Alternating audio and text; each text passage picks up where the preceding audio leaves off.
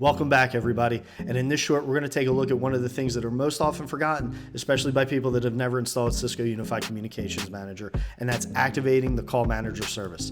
The CallManager service is required if you want to actually register phones to Communications Manager, and it's not turned on by default.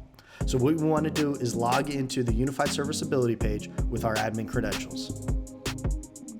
Once we're logged in, we want to go up top to Tools and select Service Activation. And on this page, we're going to select the server that we want to activate the services for. Once this page loads, the very first service is the CallManager service. And again, we want to activate this if we want to register phones to the Communications Manager server.